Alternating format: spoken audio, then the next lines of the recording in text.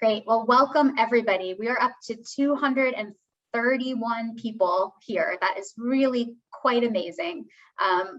Welcome and thank you for attending. I'm really pleased to introduce Rachel Lehr, who is our guest presenter and speaker today. Rachel earned her PhD in linguistics from the University of Chicago, which is why I was wondering if that's where all you Chicago folks came from. She wrote a descriptive grammar of Pashai, which is a minority language spoken in Eastern Afghanistan. For more than 25 years, she has worked, her work has addressed the languages and culture of Central and South Asia, and she has lived and worked in the region. Her latest book, The Carpetbaggers of Kabul, and Other American-Afghan Entanglements, is co-authored with Jennifer Fluri, and it explores the everyday actions of people associated with the international effort in the post 9/11 era. Dr. Lehr has over 20 years of experience in adult education and curriculum development. She has developed and facilitated training programs on Afghanistan cultural awareness, and those have been delivered to the staff of USAID, the Department of State Foreign Service Institute, the Joint Forces Command, the US Embassy in Kabul, and the National Defense University. So as you can see, we couldn't ask for a more qualified and experienced presenter on this topic. And I'm really pleased that she's agreed to engage with the International Institute of New England in this way. So for many of you, as you already know, the International Institute is a 103-year-old human services organization with offices in Boston and Lowell, Massachusetts, and in Manchester, New Hampshire. We are preparing to welcome 425 Afghan evacuees between those three communities, many of whom have already arrived, and our teams are hard at work and so busy resettling our newest neighbors. I do want to say that a good number of my colleagues are from Afghanistan and are the people who are, very actively engaged in this work. And so we have a cultural, orientation for you today. And then the services that we deliver on the ground are as culturally and linguistically appropriate as we can make them. So thank you so much for joining us. And I'm going to turn it over to Rachel now. Thank you.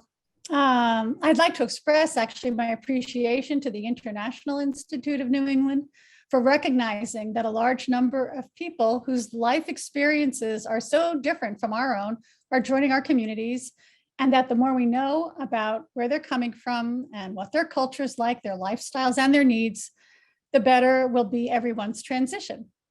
So I thank you all for setting aside this time to come to this presentation. I hope you will find it worth your while. My approach to this presentation is to talk about Afghanistan, the country, geography, the ethnicities, religions in general, and then to spend more time on cultural issues and how they matter for all of us here in the US. I will cover village and family structures, issues of honor, gender dynamics, communication styles, education, food, and dress, and there will be plenty of time for questions. I apologize for offering a very general introduction when there are numerous languages, cultures, religious practices, ethnicities, regional differences, tribal and non-tribal structures, educational opportunities and difference, social and economic class differences as well. It's hard to give an introduction without generalizing. And of course, not everything I say will apply to all, of course. I caution you not to look at Afghanistan as a backward place, or rather to look at it as a center of competing ideologies. For example, competing ideologies of modernization. There are quite a few. Competing religious ideologies between Sharia Islamic law and tribal customs. Nearly every image I'm using is one of my own. I'm aware of the many sensitivities Afghans have around photographs, from the days in the 1970s and 80s when Mujahideen hunted individuals with only a picture in hand. In those days, families were forced to burn most of their collections of pictures to protect themselves. During the first Taliban rule in 1996 to 2001, images were again weaponized, and that is happening now. I'm protective of images of women in particular, since Afghans do not want those images circulated. Therefore, you will see fewer images of women that are representative in the culture. So let me take a couple more minutes just to tell you something about myself. My career has been formulated and colored by Afghanistan and its surroundings. I took up Persian as a college student for no other reason than it fit in my schedule. I went on to pursue language and linguistics for my PhD. I studied in Iran before the revolution, traveled to Afghanistan before the Soviet invasion, and was awarded a Fulbright in Soviet Tajikistan. Ultimately, I wrote the first modern descriptive grammar of Pashai, a minority language spoken in rural parts of Eastern Afghanistan. I spent a great deal of time in the rural community as a linguist and ethnographer, and as a family member and friend. I helped community members start an NGO called Rubia, an income project for women with a focus on heritage embroidery. During Obama's civilian surge, and I think Emma's already mentioned this, I worked for USAID, Department of Defense, and Department of State, preparing their staff in Afghan culture before their deployments. I've worked with my colleague at University of Colorado Boulder on several grants conducting research on women's leadership and authority at multiple scales from home to nation. You see the two of us seated here looking very, shall I say, jewel in the crown, Raj colonial. But we had just enjoyed the best kebabs ever on the shores of Bandi Amir, the only national park in Afghanistan in Bamiyan province. In 2007, I was a Fulbright scholar in Norway and developed a program for performance, translation, and research of a form of Pashto poetry known as Lande. So as you see, I have a varied background, often with one foot in Afghanistan and the other in the US. It's that mix of experiences I bring to this training. And the fact that I learned my lessons the hard way. I have made every possible intercultural mistake, and mostly people were kind enough to guide me toward better words, better choices, better behaviors. Which brings me to an awesome truism about Afghan people. They are incredibly gracious and polite. We New Englanders tend to be a little terse and straightforward by nature. You may find Afghans communicate differently.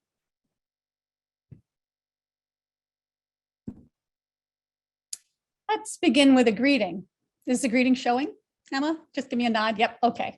Assalamu alaikum, peace be upon you, is a greeting you find throughout the Islamic world. And it is answered with reversing the two words, wa alaikum assalam, and upon you, peace.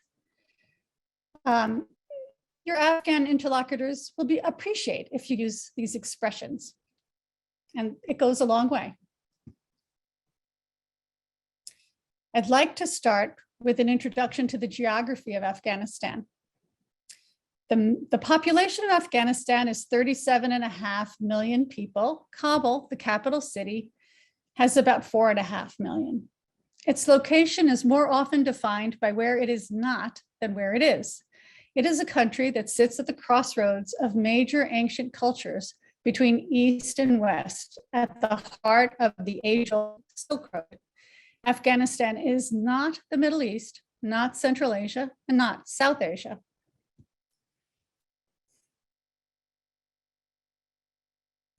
Afghanistan continues to confound its guests, invaders, and occupiers. It is the home of Rumi the poet, the game of polo, and backgammon.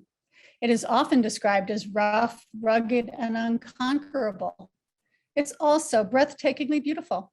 Pictured here is the road from Kabul to Jalalabad, part of the infamous Khyber Pass through which invaders traveled. It was the site of a disastrous retreat by the British in 1842.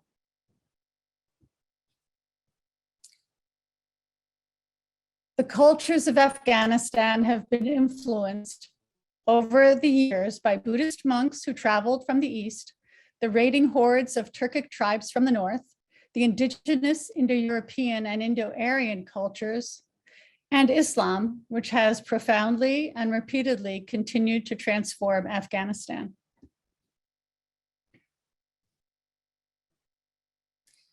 Afghanistan is a landlocked country with scant water. All the rivers run through it. The Hindu Kush Mountains divide the country from northeast to southwest, Most of southern Afghanistan, or much of southern Afghanistan, is desert, and in the north is steppe.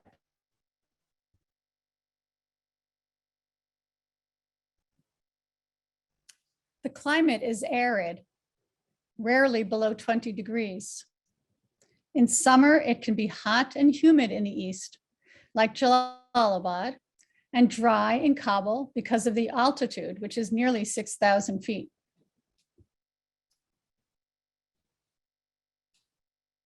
Drought has been a persistent problem for years. There is far more arable land there than there is water to cultivate. Water rights and land ownership are persistent sources of tension and conflict.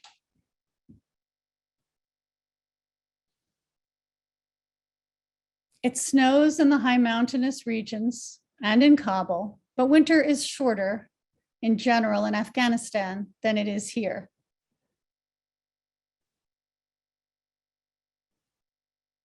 There is a saying, Kabul can be without gold, but not without snow, meaning that snow bodes well for the upcoming agricultural season. Nevertheless, the Northeast winter will be a shocker for the Afghans, and they are arriving just in time to experience it. Most Afghans reside in the countryside, and the culture is agricultural. Many are subsistence farmers, and it takes the work of everyone in the family to make ends meet.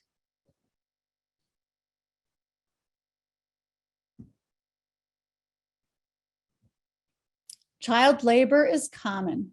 In the city, children are often sent out to sell products on the street or run shops. In the countryside, they're expected to do agricultural work.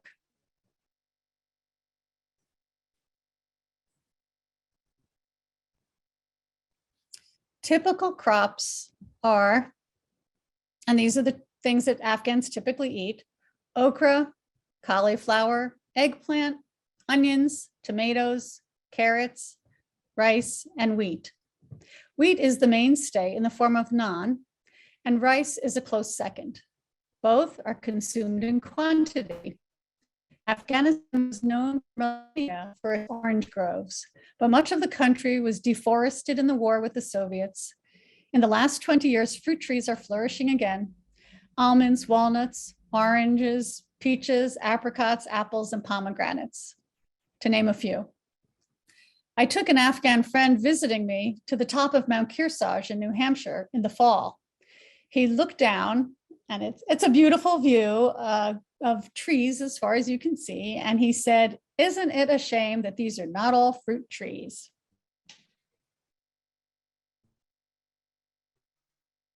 I'm just checking with you, Emma, that we're up to the map.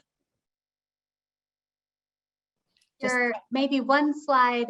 It's one slide behind. I think it's catching up. There we go. Now okay, just want to stay in order here. Okay. So Afghanistan was never colonized by the British, though 3 wars were fought over their attempts.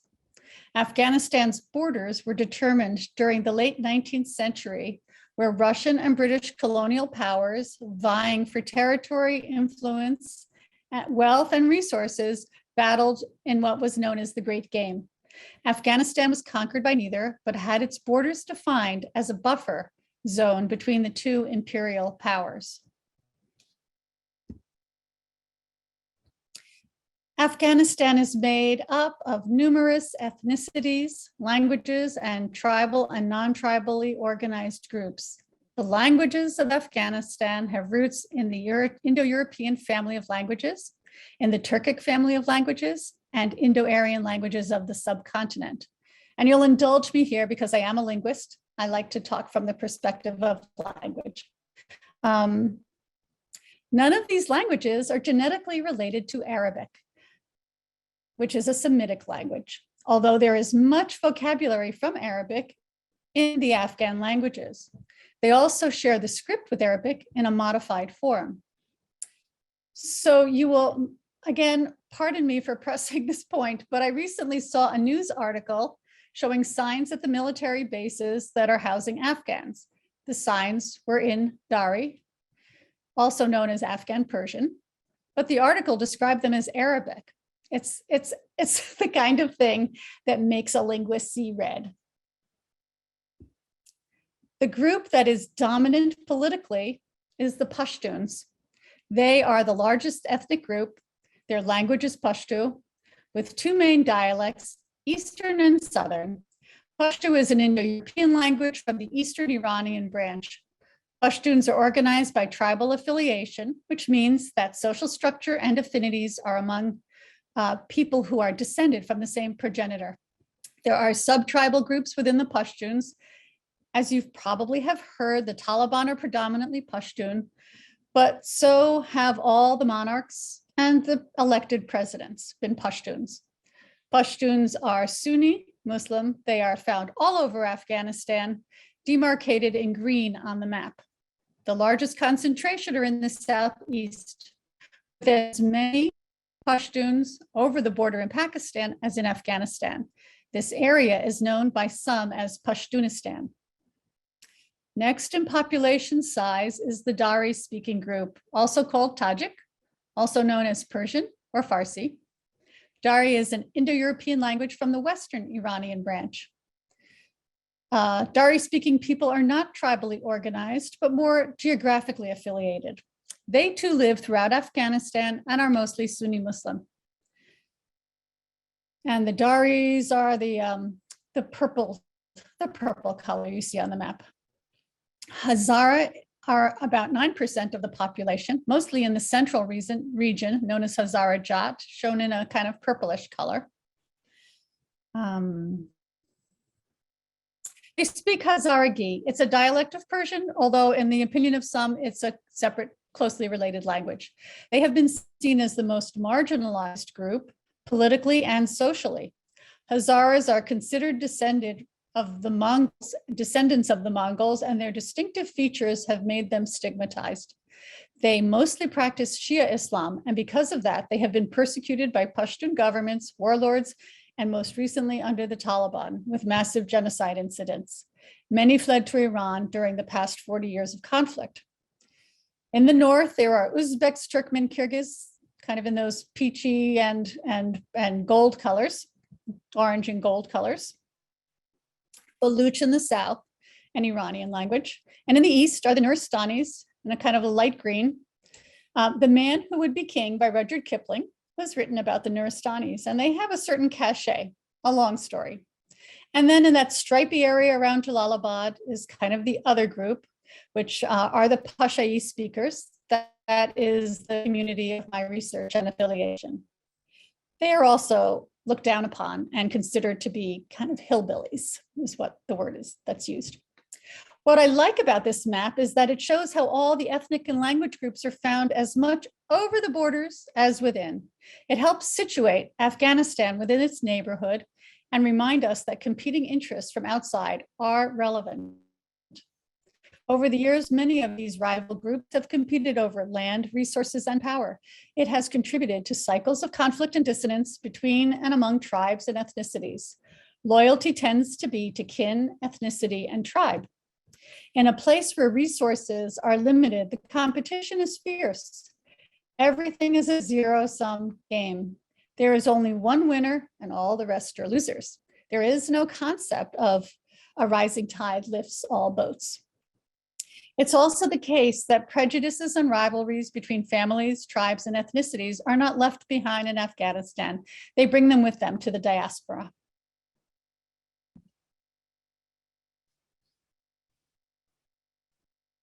I have two objects up here. I hope they're showing on the screen. One, yep, okay. One is an Afghan and one is an Afghani. The man with the turban is an Afghan. The currency from a previous regime is called Afghani. That is actually what the currency in Afghanistan is called. Afghan society is steeped in Islam, as well as core concepts related to family, honor, and gender roles. I'll first talk about Islam and then the other core concepts. Islam is one of the central organizing principles in most Afghan lives. The one thing that is common to all Afghans is their commitment to Islam as both a belief system and as a social program. The idea being that a unity of belief is linked to collective well-being, resulting in social order.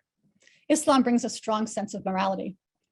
Sunni Muslims make up about 90% of the population. Shia Muslims are about 10%. And there are also Ismailis, a sect of Shia who follow the Aga Khan. Both Sunni and Shia follow the religious text of the Quran and the Hadith, the words and actions of the Prophet, and the 5 pillars, what's known as the 5 pillars of Islam: prayer, charity, the Ramadan month-long fast, the pilgrimage to Mecca, known as Hajj, and the declaration of the Shahada, the profession of faith. The virgin birth of Jesus is upheld in Islam, and Jesus is considered the penultimate prophet in Islam, mentioned throughout the Quran. Mary, known as Maryam, is revered as well and is the only woman named in the Quran. The difference between Sunni and Shia has to do with differences on Islamic schools of law and religious hierarchy going back more than 1,300 years. For many Afghans, particularly those who are non-literate, their access to what is actually in the Quran is mediated, 1, by the fact that it is in Arabic, not in Afghan language, and 2, many cannot read in any language. Most receive their instruction from teachers, if they are educated, or from mullahs in the mosque, or both. Afghans recite passages from the Quran and learn to pray in Arabic, though with little comprehension. Think of the Latin Mass or Hebrew prayers that are said. Nevertheless, Islam pervades all aspects of life. The sayings and anecdotes about the Prophet Muhammad are told often. People pray, or not, multiple times a day. Their dress is Islamically informed, modest and loose-fitting in general, but the codes are more restrictive now under the Taliban. Islam informs what is halal, that which is permissible, anything from marriage partners to foods, what is haram, non-permissible, such as foods, pork, seafood, alcohol, haram, to pets, dogs are considered haram. Many other aspects, social interactions, and life cycle rituals are informed by Islam. In Afghanistan, mosque attendance is much more a male activity than a female one. The Islamic calendar is lunar. And just to make matters a little more complicated, there's an Afghan solar calendar as well. The dates for Islamic holidays do not line up with the Gregorian calendar. Upcoming holidays of Ramadan begin next year in mid-April. Ramadan is a month of spiritual reflection and fasting from sunup to sundown. The evening breakfast meal is called iftar. It's celebratory and a time for visiting friends and relatives. Children often receive new clothes, toys, special treats on such holidays. And an appropriate greeting is Ramadan Kareem, which is like saying Happy Ramadan. The month ends with Eid al-Fitr, the festival of fast. It is appropriate to give gift baskets of food at this time. And the appropriate greeting is Eid Mubarak.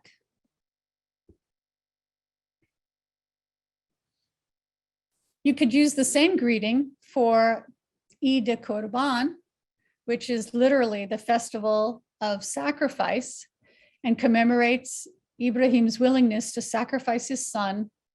It's celebrated throughout the Muslim world with the slaughter of animals and, of course, the consuming of meat and dispensing of meat to poor people and things like that.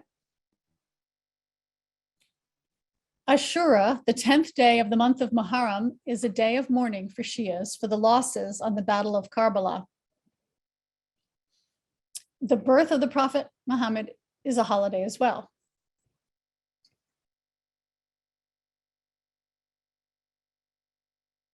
Am I caught up to Nowruz?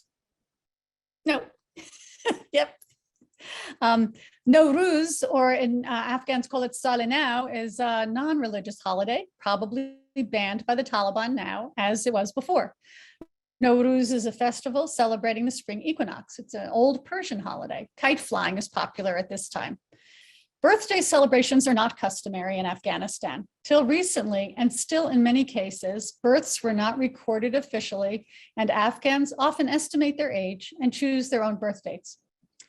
I was filling out a refugee referral form for one of my friends, and I noticed that she had most of her children listed with March 21st as the birthday, that is Nowruz. Lots of Afghans all list January 1st as a popular birth date.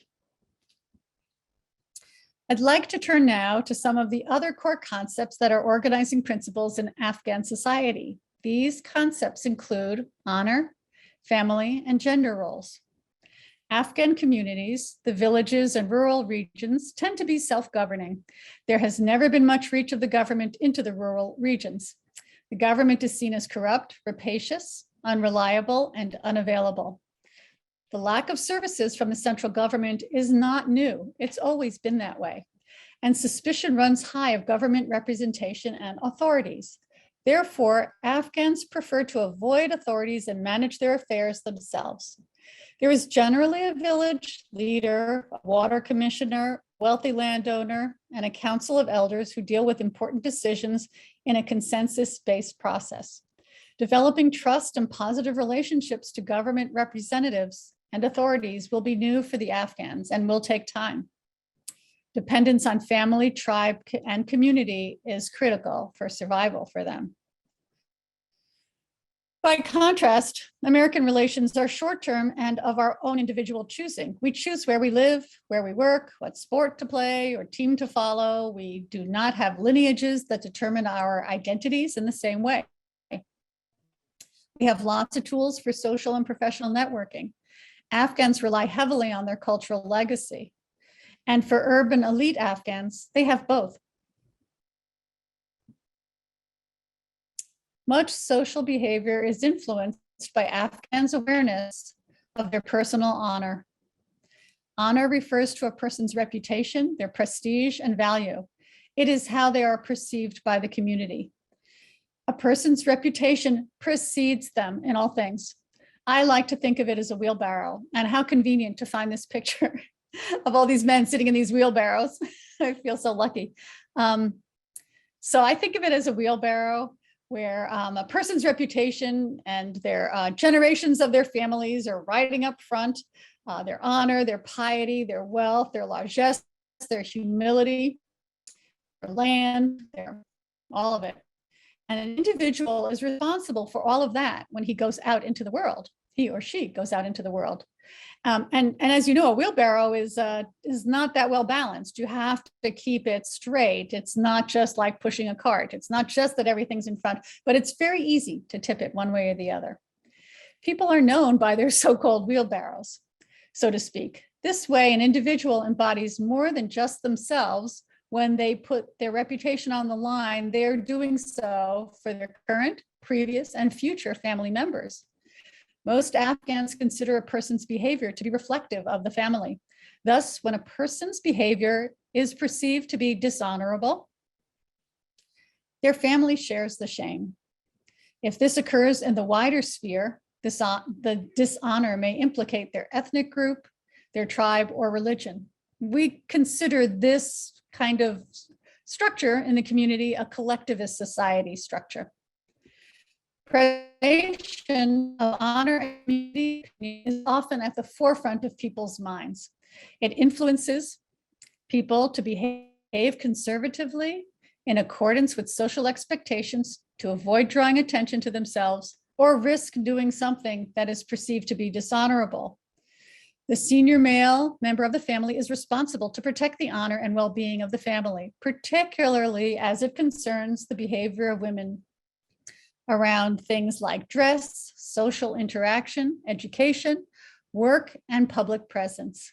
It can be seen as a loss of honor to the father, brother, or husband if a woman does not comply with these expectations. Thus, Afghans are acutely aware that projecting dignity and scrupulously protecting the dignity of others is essential to good communication. Criticism is rarely given directly and praise is generous, but I will talk a little bit later more about communication.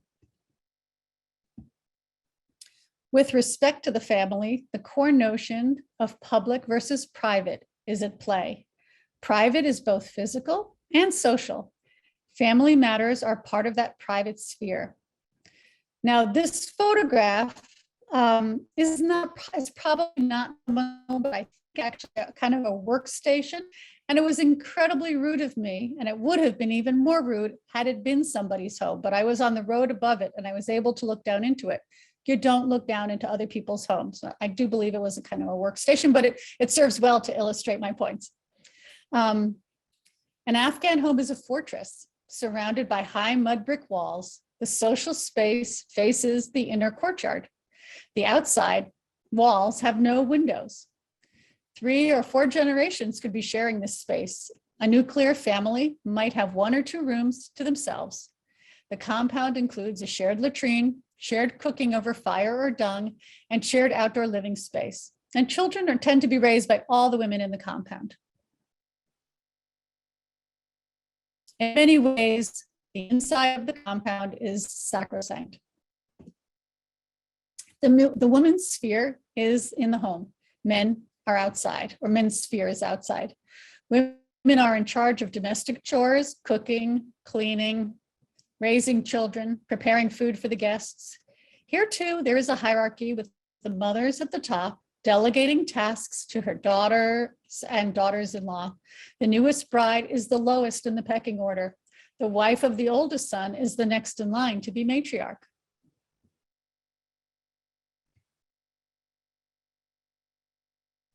In urban areas where space is limited and people live in small compounds or apartment blocks, most windows are covered with curtains. And it is extremely rude to look inside anybody else's compound. People are complaining to each other about that all the time.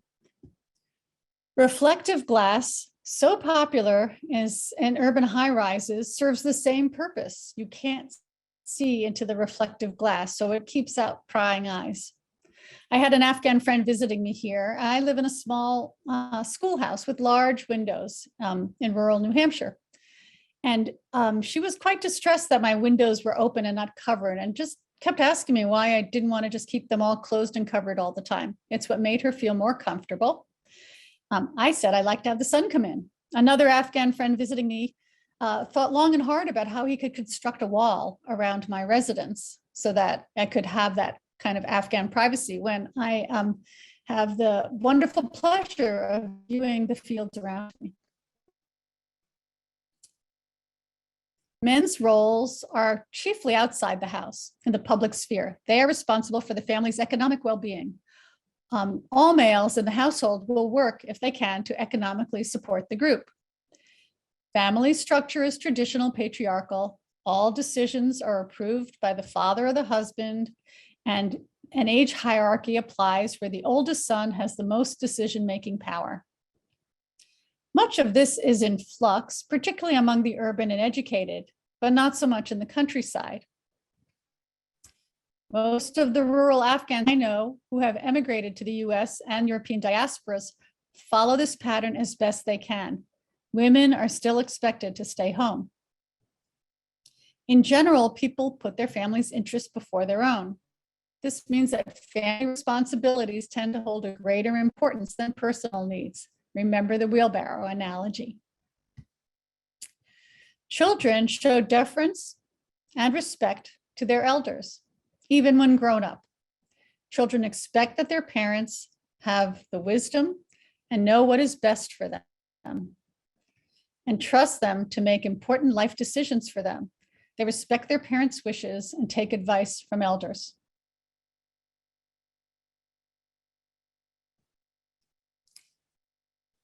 Respect for social hierarchy is important. Afghan society tends to be highly formal and hierarchical. There are expectations for behavior of leaders and of followers. There is a belief that social stratification makes society function properly. There is little social mobility, and people talk about status and pedigree a lot.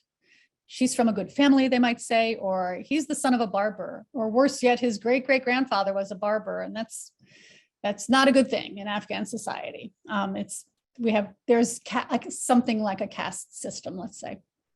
In this image, a child is showing respect and deference to her elder simply by pouring the water for him.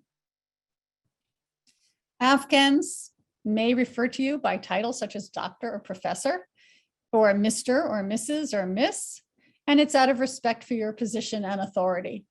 I never met so many people called engineer as I did in Afghanistan. It's a term of respect for somebody who has some science background, maybe even is an engineer, but not necessarily. Now, I know I already introduced gender roles, but I want to elaborate a little bit.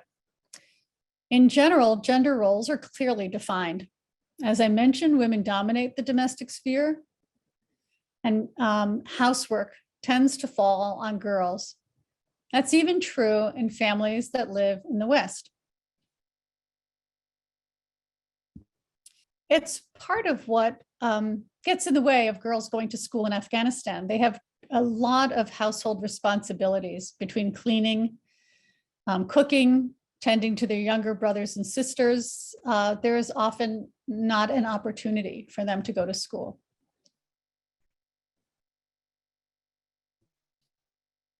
Pastimes are mostly very social, such as visiting family and friends, where stories and gossip is shared. Gossip might be considered a kind of national sport. The closest thing to pets are usually birds of some kind. Here, this young boy is tending doves. Afghans do not keep house pets per se. Dogs, as I mentioned before, are particularly dirty. Cats are not much better. Well, some pages, can you just tell me, Emma, where we were up to with the slides? We are seeing the two women walking away with their child. Thank you. While some changes have happened over the past 20 years of US and coalition involvement in Afghanistan, those changes apply less in the rural areas from which most of the evacuees who are being settled are coming. During the previous Taliban regime of 1996 to 2001, women and girls were subjected to strict dress codes, excluded from work outside the home, denied access to education and healthcare, and had limited mobility. The Taliban now have made few pronouncements, but we do not expect it to be much different than their previous regime. However, in general, in conservative Afghan society, women have never been able to do many of those things. Education is limited to primary school, if at all.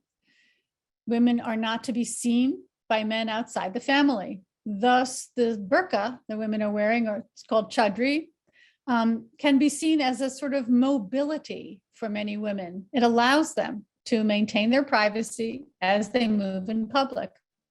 Afghan women are typically accompanied by a mahram, a male escort. You may find that that happens here as well. Women have fought hard to gain legitimacy and authority in public decision-making in parts of Afghanistan, yet many still, or I shouldn't say yet, many are obedient to their fathers, brothers, and husbands.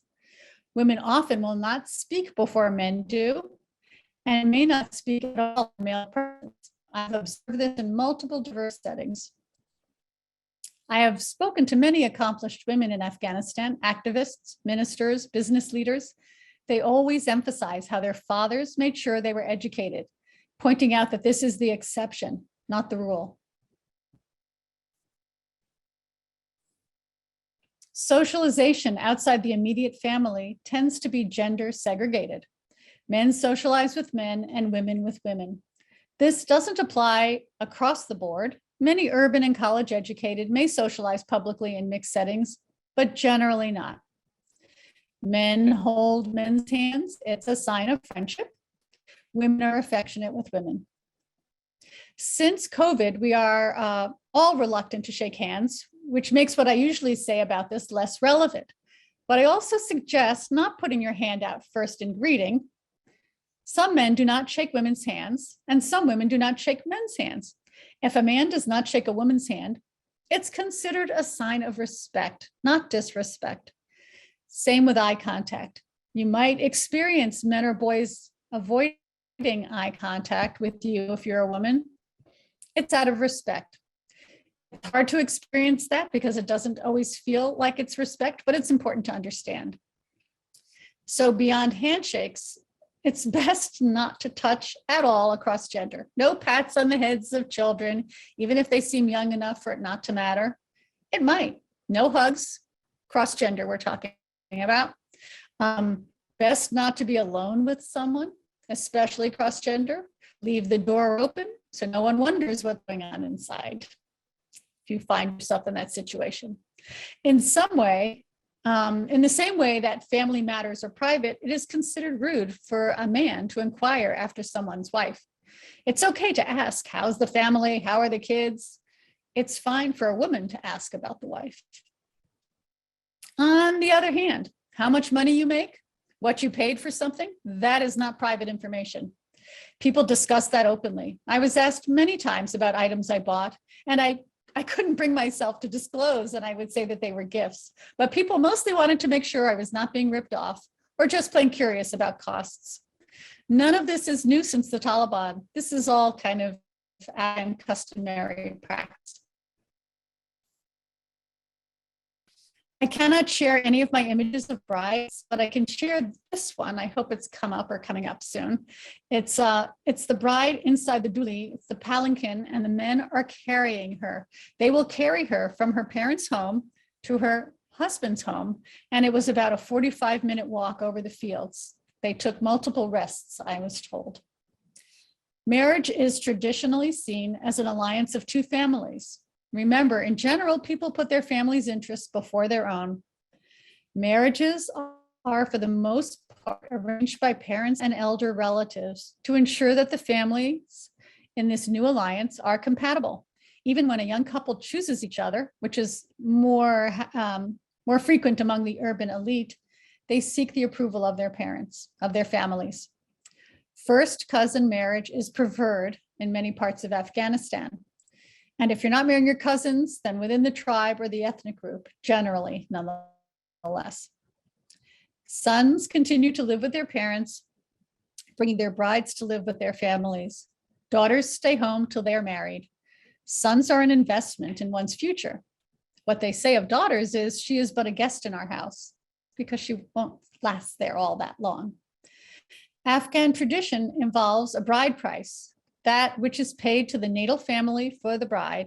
It is part of a complex set of customs and negotiations. You may have seen articles in the news recently about Afghan families so poor they have to sell their daughters into marriage in order to feed the family or pay debts. This is real and it's not new, but it's much more prevalent right now because of women being forced out of the workplace and the rising prices under the current regime. Divorce is rare and with huge societal and parental pressure to stay together.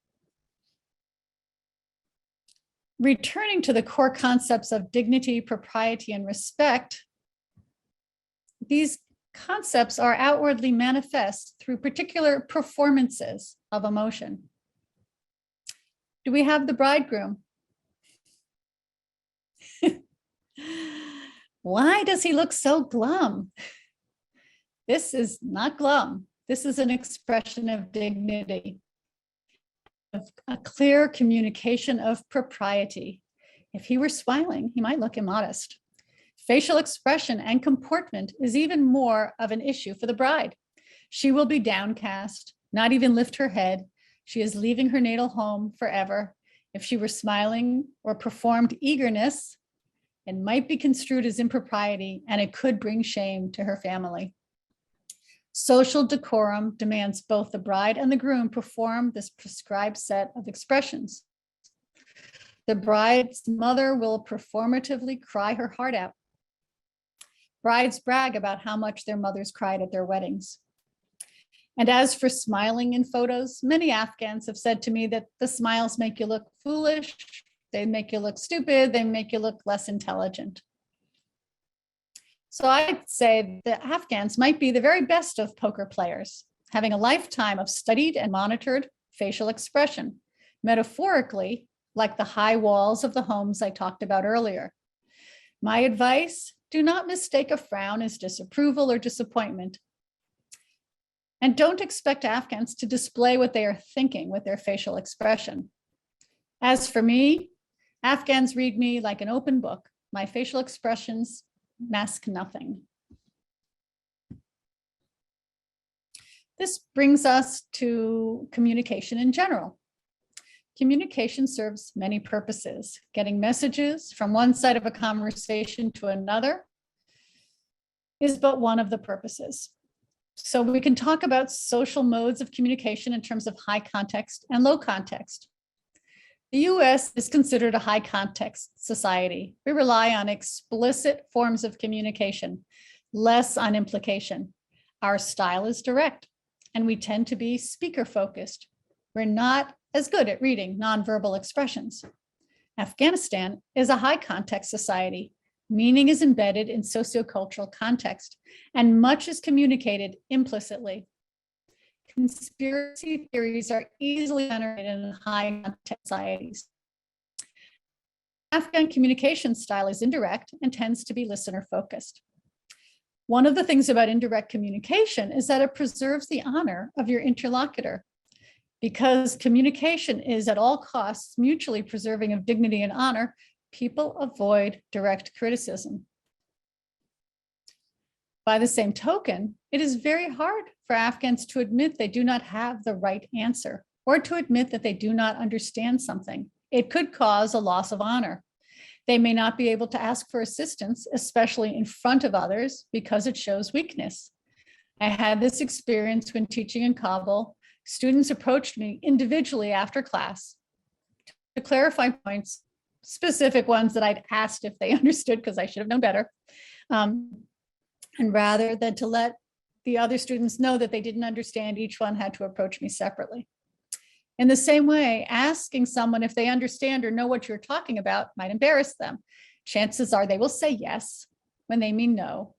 So trying to instruct and verify in indirect ways is part of your communication strategy. Another social convention compels Afghans to avoid saying no. They do not want to cause disappointment. Even if they cannot or do not wish to comply with a request, they will still say yes. They may say yes and they may not do it. And that is because their communication is through their deeds. As I said earlier, Afghans are incredibly gracious and polite, but it is not their custom to say thank you for every little thing. If they are saying that, then they've picked it up from us. And if they're not saying that, don't think that they aren't grateful. As an aside, most of the development initiatives in Afghanistan were generated by the US and the coalition. They were the speakers. There was precious little listening to Afghans in this regard. And Afghans have also been burned by many promises that were never delivered by the US and coalition over these past 20 years. Never make a promise you are sure you cannot keep. And being a good listener really matters.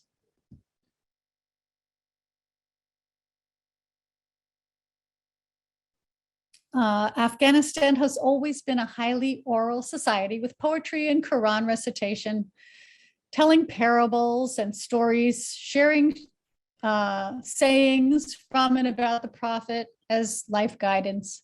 In this way, often more is said by inference and implication and roundabout ways. An Afghan friend visiting me once explained this to me by saying that when he walked across the field to my neighbor, he first went to the river, and then he went to the woods, and then he went around the back until he arrived there. And then he said, but you just walk straight across on the path. The satirical stories of Mullah Nasruddin, the wise fool, always find a place of relevance, and Mullah always has the right answer. He is often depicted riding backwards on his donkey. Asked why, in one version, he says the donkey is facing the wrong way, not him. In another version, Mullah says that since the stubborn donkey wants to go the opposite direction, he sits backwards to get to where he wants to go. These well-known Mullah stories are told throughout that region of the world, provide subtle commentary on all aspects of life and politics. If you are able to convey your communication with an analogy or a story, it will come across actually more clearly. and listen carefully when Afghans communicate to you in the same way.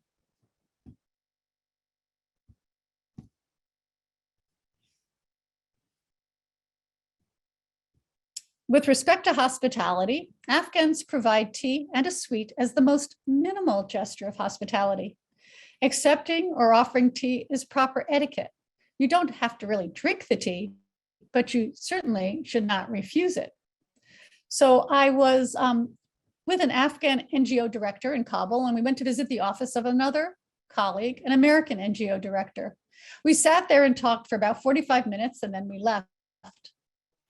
As soon as we were out the door, the Afghan turned to me and he said, "Did you see what just happened there?" And I had no idea what he was talking about. He said, "They did not serve us tea." He says, "I know the American doesn't know any better, but his staff is all Afghan and they know better. They have insulted us and we will get back at them," he added with a smile. Insults are taken very seriously and typically avenged. And remember, tea is never about drinking the tea. And I have to say that when I was conducting interviews throughout Afghanistan, and I'd go to an office to conduct an interview, I was almost always served tea. And I began to keep track of whether it was tea in a tea bag, whether it was tea in a thermos, whether it was good quality tea or poor quality tea. All of it is saying something about the interaction. There is a great expression an Afghan once said to me. He said, "Americans have watches and Afghans have time." It is one of the ways that Afghans refer to the Taliban return. Americans were always on the clock. Taliban simply had to wait them out. This partly has to do with the different structures of our societies. Ours is a highly commodified and monetized society, and punctuality matters. It is not a shared notion in Afghanistan and will be a challenge for people here. Time is viewed more flexibly. I like to use the expression about spilt milk when talking about time orientation. We say there's no use crying over spilt milk. Get over it, move on, forget about it, look to the future. For Afghans, it's all about the spilt milk. Who spills it, who saw it spilt, how much was spilt, who told the story of the spilling of the milk, and how the story grew in the telling. Afghans look back to inform the present. The only certainty or reality they have ever known was in the past. Living through more than 40 years of conflict, war, and insecurity, you can imagine that planning for the future is just that, planning. It has little bearing on reality. I'm going to turn to education. There is considerable range of attitudes among Afghans toward education. In rural areas, there is widespread reserve about education, especially for girls, and lack of literacy is commonplace. Education, especially government education, is tied to government, and if there's mistrust of government, there's mistrust of education, for one. Adjustments to English in school will be one huge issue. For students and families with non-literate parents, the challenge of educational compliance and investment is another. Pamphlets with multilingual instructions will not be a help to them. Afghan parents are not typically involved in their children's education.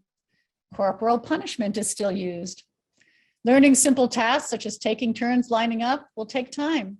Remember, Afghan society is a zero-sum game and competition is fierce. So getting ahead, not always by achievement, but at all costs is more typical. Not knowing the right answer could be seen as a personal reflection of weakness.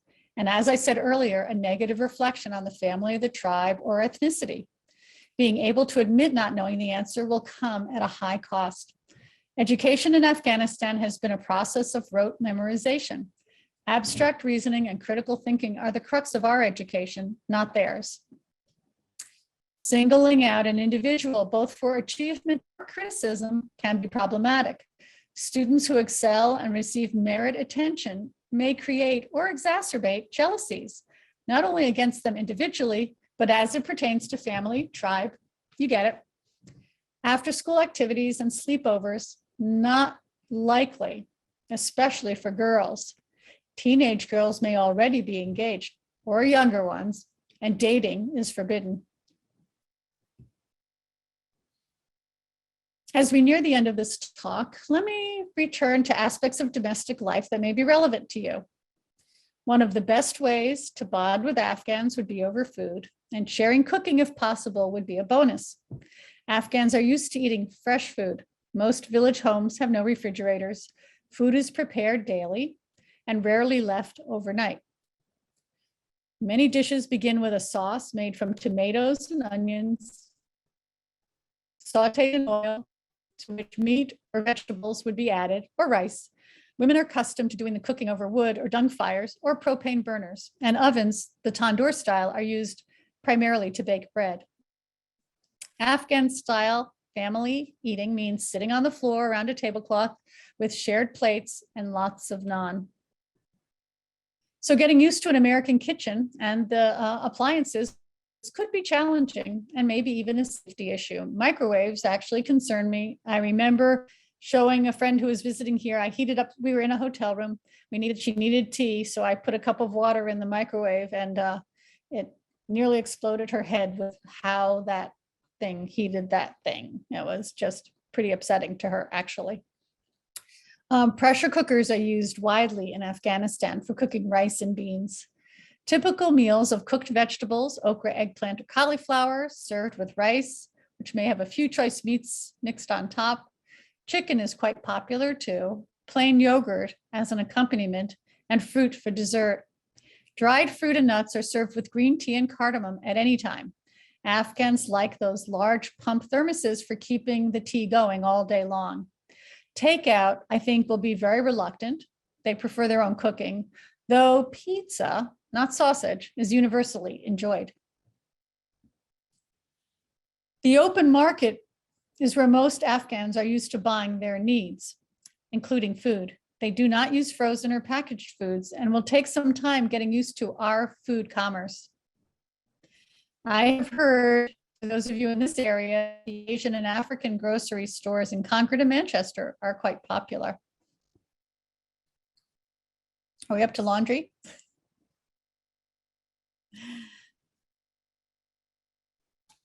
Laundry is done by hand, and women prefer to do it themselves at home. It is a point of privacy and pride to do their family's laundry and the laundry of their guests. Laundromats will not be welcome. Small portable washers will make a great gift. An Afghan American woman described to me how going to the laundromat and washing her family's clothes where other people wash their clothes was just not okay. She's told me that she has a very small, inexpensive portable washer, and she manages for her family of 5. For Afghans, it's a great honor to host guests. Choose to come up at the door. They may say it's not necessary out of politeness to you, but it is necessary. Of course, the tea, as mentioned, is served. The meal you have been invited to may not have been cooked until you arrive, so be prepared for a lengthy visit, and even when you are getting ready to leave, your host may beg you to stay. Be light on your compliments. You do not want to invoke the evil eye or be given an object that you compliment. If you want to bring something, a small gift for a child or something sweet is okay. I would actually say that homemade cookies or something may not be as much appreciated as people are concerned about non-permissible ingredients in the food. Afghans appreciate, actually, quite a bit when people partake in their culture. Learning to say a few phrases in Dari or Pashto will be highly valued, and even wearing Afghan clothing is seen as positive. So I don't expect you to run out and buy Afghan clothes, but if somebody gives you something, it's because they want you to partake in their culture in a positive way. If you're hosting Afghan guests, make sure that the food is simple and what I would call transparent, by which I mean you can easily tell what it is. So the chicken should look like chicken and not like it's deconstructed in some way. For example, because Afghans may be concerned that something non-permissible might be served to them. An Afghan American woman described to me the first Christmas dinner that her family was invited to with their host family, and there was shrimp laid out. Of course, they wouldn't eat the shrimp, but she was a little surprised to see that laid out. On the other hand, you will need to offer something multiple times. It is polite to decline. Afghans will say no. It's not okay. It's okay out of politeness and modesty, even if they intend to accept it, but you must offer it several times. So I've heard plenty of stories of young Afghan women visiting here who were offered food. They said no, and so the food was taken away, and they were hungry. My own mistake, one of my many mistakes, was I had some American candy, and I was sitting eating it with these Afghan children in front of me, and I offered it to them. It was M&Ms, and every child, down to these little 3-year-olds, said no, because they were polite and because they knew that that was the polite thing to do. I think they were expecting me to offer it again. I didn't know any better. And I ate all the M&Ms, and they had to watch me eat those M&Ms. I'll never forget. I remember that alcohol, beer, wine, and hard liquor is off the menu, and even cooking with it. So is pork, all seafoods, shrimp, scallops, clams, lobster. Fish is fine, but Afghan fish is freshwater fish, and it's very bony, and it's not consumed nearly as much as chicken, lamb, and beef. Vegetarianism is not popular. Many people eat little meat because they cannot afford it, not by choice. As I've mentioned a few times, being a dog owner myself, dogs are not family pets in Afghanistan. People may be scared and averse to them. They are considered dirty in Islam, and having a dog in the house or on the furniture is anathema for them. To make them feel at ease, you might put the dog away in another room, because they will often be too polite to ask you to do that.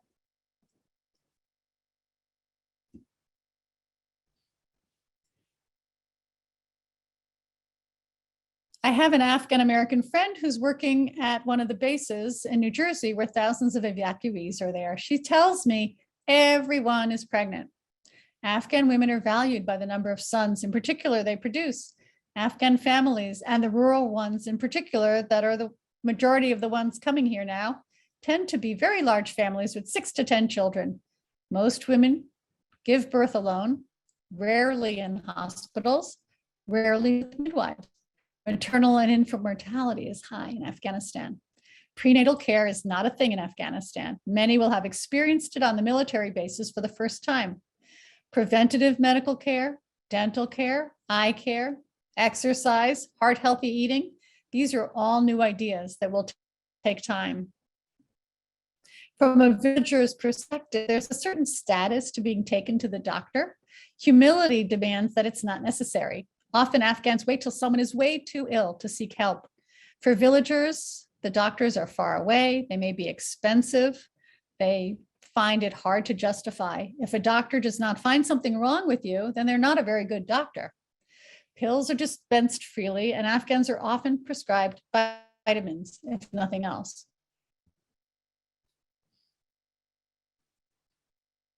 Men and women dress modestly in Afghanistan.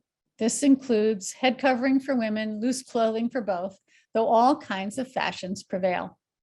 The choice between traditional clothing or Western clothing are sometimes tied to competing ideologies, but differences are found between urban and rural folk as well. Colors communicate messages.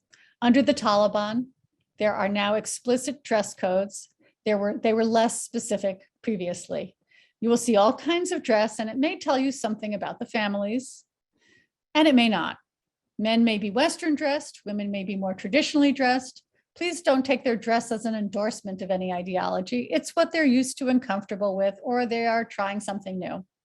Here in this image, President Ashraf Ghani, the previous recently deposed, is dressed traditionally to appeal to the Afghan populace, while his staff are all dressed Western professional.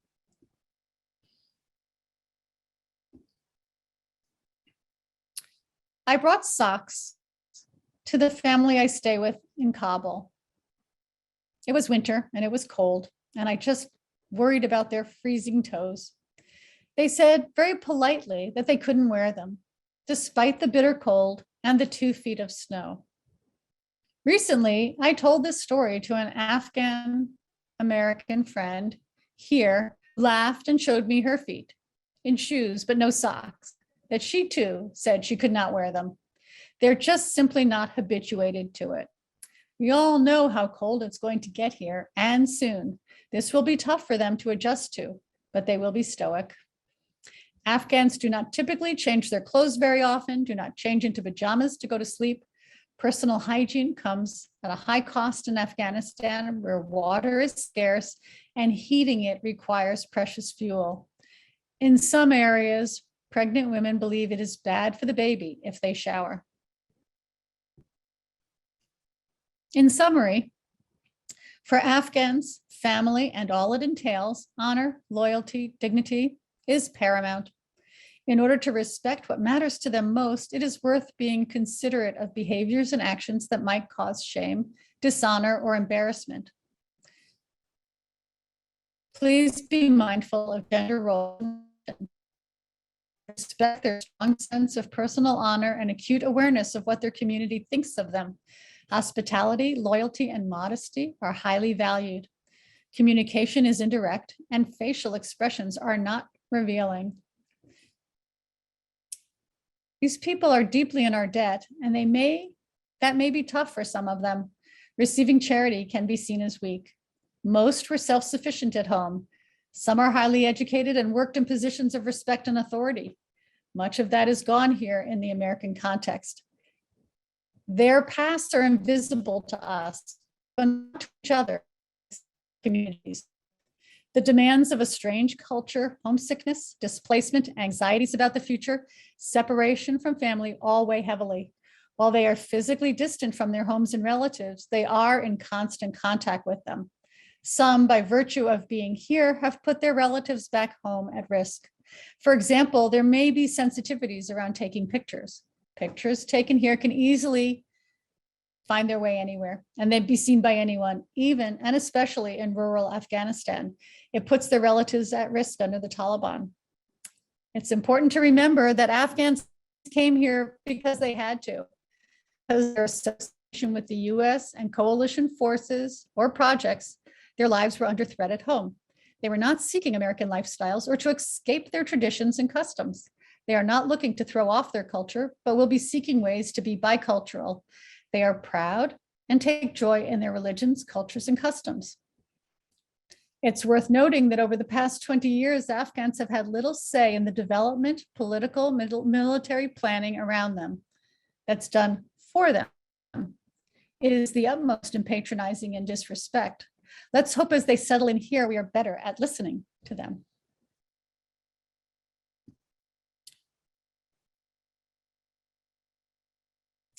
So I'd like to thank you in Dari with Tashakur, and in Pashto, which I really don't speak, Manana.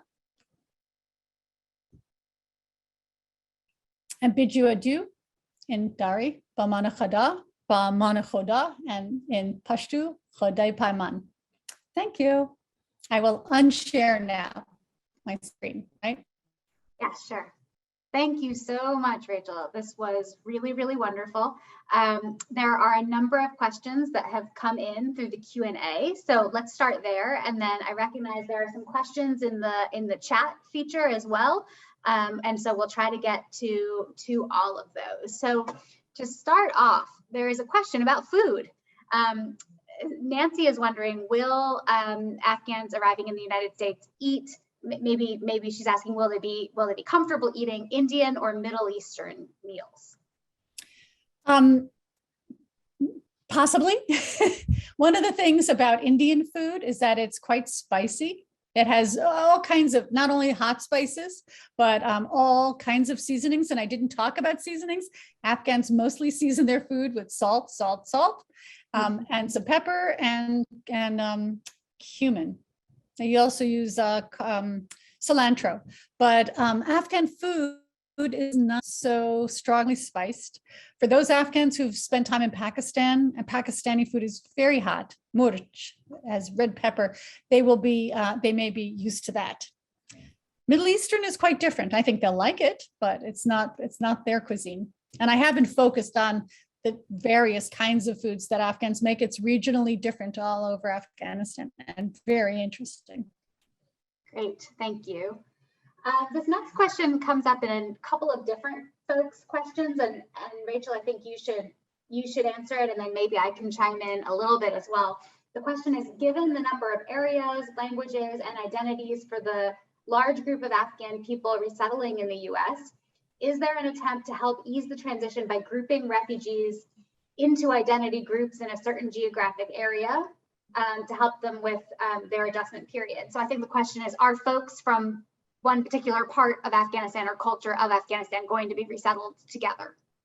Do you want to speak to that? I couldn't possibly answer that. Maybe you can. Sure, I just don't know what the plan is. Sure, I can answer that, and it will probably be an incomplete answer. And the short answer is no. The way that this resettlement process is playing out is that individuals, Afghans living on US Army bases right now, are being reunited with friends and family who already live in the United States. So if a family on an Army base has a brother that lives in Boston, the federal government is doing their best to reunite that family with their brother in Boston. But there's not an effort to say this cultural group or this linguistic group is all going to go to this state or this city. So hopefully people will reunite with folks they know and love and care about already, but there isn't that sort of effort to place people based on culture or language. Okay, so the next question is, will Afghan refugees know what to do with our Gregorian calendar? Would it be helpful to post an i.e., would it be helpful to post an American calendar on the wall in their home? That's an interesting idea. I think it's a nice idea. Actually, Afghans don't tend to hang much stuff on the walls. They tend to like their walls pretty bare. Or when they hang things, are usually Islamic decorations, but a calendar would be a wonderful idea. It's not that they're not familiar with it. They go by their own calendar, but of course they're somewhat familiar with ours. I like that. So the next question is, I understand there are a variety of languages spoken. Is there any one language that can be understood by most Afghans? I work at a school and we are seeing an increased population coming from Afghanistan. I'd love to try learning a language that would help me in communicating and connecting with these students and their families. Any recommendations? Thank you. There are two main languages in Afghanistan, Dari and Pashto. And Pashto is kind of dominant. Maybe, the Pashtuns will say that they are the biggest group, but actually more people actually speak Dari. It's been the language of authority, of administration, I should say, in that region for 500 years. So it was the lingua franca of that area. It would be hard to know which one to choose, but I can tell you from a linguistic perspective, Dari is much easier. So if you're going to try to get one of them, it's just an easier language to learn. Great, thank you. This next question comes up in a couple of folks' questions as well in the chat. How different are rural and urban cultures in Afghanistan? Are the refugees we will support likely to be rural or urban? So maybe you can speak to the first half of that, Rachel, and then I can talk about the folks we have seen arriving so far. Yeah. I mean, I've also heard that most of the folks on the bases are actually rural folk.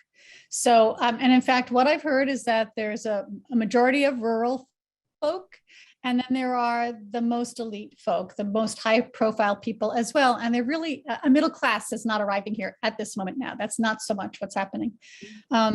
There are lots of differences between urban and rural, but I hate to make it entirely geographic because there's lots of rural folk who live in Kabul, say, or other cities. So yeah, there is a lot of difference. They're still Afghans, but there are big differences between them. And I can say that the International Institute's clients so far have been largely rural. The International Institute has been resettling Afghan refugees and special immigrant visa holders, which was a category of people affiliated with the US mission in Afghanistan before this recent wave of evacuees. And many of those people were urban. Many of the men especially spoke English. They had a lot of professional training and sort of high-powered careers in many cases. This group of people so far that we are seeing are different. They're pretty rural, and many of them were sort of in the military or sort of in security guard type of roles, and most do not speak English so far. Right. And I'd say that I skewed my presentation to rural because I have a lot of experience there, although I've also lived in the city, and because it's going to be harder for them. Those people who are the urban educated and elite will have a much easier transition. Great. So next up, given Afghans' traditional homes and compound structures, how will they adapt to living in the US? In addition to ensuring they have window coverings, what other things can be done to prepare comfortable homes for them? I think that the preparing of comfortable homes is part of what you do, right, Emma? But yeah, window coverings is a good start. Is a good start. And there's another question that just came through in the chat about what kinds of furniture and household items are most useful as these evacuees resettle. I can just say quickly that the federal government does provide a list of every item that every refugee arriving in the United States should receive. And so in that sense, if you're setting up a home for one of these families, you'll be provided with that list by the International Institute, and we'll have to provide all of those items. We can go beyond that list. So the list may not say, for example, a tea kettle, but I understand that every Afghan family does need a tea kettle. Some families may choose not to keep all of those items. For example, if we provide a dining room table and they would prefer to spread out, a mat and eat family style on the floor, they may choose that, but we'll still provide a dining room table at the outset and then give them that choice. Right. And most Afghans will, particularly rural Afghans, but I've been in the homes of Afghans all over the world and in the diaspora, and they mostly sit on the floor, not on the cold floor, on a carpet on the floor. So making sure there's carpeting on the floor, there's a particular kind of tablecloth that they like. It's a plastic tablecloth, and Afghans make these mattress-like cushions that they like to sit on. That's many Afghan houses that are big enough will have the formal, European Western style living room, and then the family space where everybody sits on the floor, more like the floor. Yeah. Great. So this next question is again about kind of urban versus rural. They're asking, does the State Department have statistics on how many of these families are urban versus rural? How many have someone who speaks English, etc., other statistics that might be available? I'll just chime in to say that we have been told so far that this is not really answering your question, but the statistic we've received is that the average family size of Afghan families living on army bases right now is just under 4 people per family. However, I really believe that that is a function of mathematics, because what we're really seeing are single individuals and then families of 6, 7, 8, 9. So I think it's just an average, because we're really not seeing many small families of 3 or 4, many single men and then large families. I have not seen statistics about rural versus urban, but again, we're mostly seeing rural families. Okay, so the next question is, any recommended readings? I put a few books here. I actually stuck a few books here, just a few things. I don't know if anybody listens to Throughline. Recently, NPR's Throughline did a 2-part piece on Afghanistan just in the last few weeks. That's quite good. I would highly recommend it. I really like, let's see, is this showing, Emma, well enough? This is one of my very all-time favorites. Destiny Disrupted, I can read. Destiny Disrupted by Tamim Ansari, A History of the World Through Islamic Eyes. Excellent. There's a lot of books I won't recommend, so I'm really picky. Afghan Modern is, it's hard to see, by Robert Cruz, is the history of a global nation. He's an academic, but this is very readable. So those were a few things. Even my own book, which I actually don't usually get to show to anybody, The Carpetbaggers of Kabul, I don't recommend it. It's really, it's hard reading. Really, it's a hard going, yeah. Great, thank you. We have somebody who works at the Department of Transitional Assistance on the food stamp program, the SNAP program, how should we best inquire about language to get the right interpreter? Well, so I can just briefly say, so if the family is being supported by the International Institute of New England, they'll have a case manager working with them when they approach the Department of Transitional Assistance. We've hired 6 individuals who are from Afghanistan as caseworkers to support these families, and then we have the rest of our staff as well. So in many cases, a staff person will be able to tell you this family speaks Dari or this family speaks Pashto. I'm not sure if that addresses the question,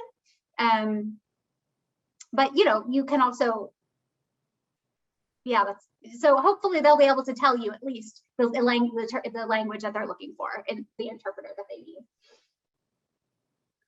Let's see what's next. What would you suggest as a gesture as a way of greeting someone, in addition to the greeting you said at the beginning of your talk? So I think, like, is there a physical gesture that folks can do to say hello? It's typical for men, although I've seen a lot of foreign women do this, to put a hand on the heart and just a little bow like that. Yeah, not this. Hand on heart bow is appropriate. Women, when they become friends and whatnot, they will kiss on the cheeks back and forth several times. But it's COVID, so. So this is a great question, I think. If we inadvertently do cause embarrassment or make a mistake, what's the best way to credibly apologize? How can you kind of acknowledge that mistake was made? I once offended an Afghan so deeply that I was never able to apologize. And it wasn't meant to cause offense, but I really said the wrong thing. And there was an American in the mix who really took the offense much further than she needed to. You can apologize, and that's enough, or not to draw too much attention to it if it's not that big a deal, but be able to go back and say, I really didn't mean to do that. Yeah. They also will quickly understand that we don't fully get how it works for them, and we're not part of their system.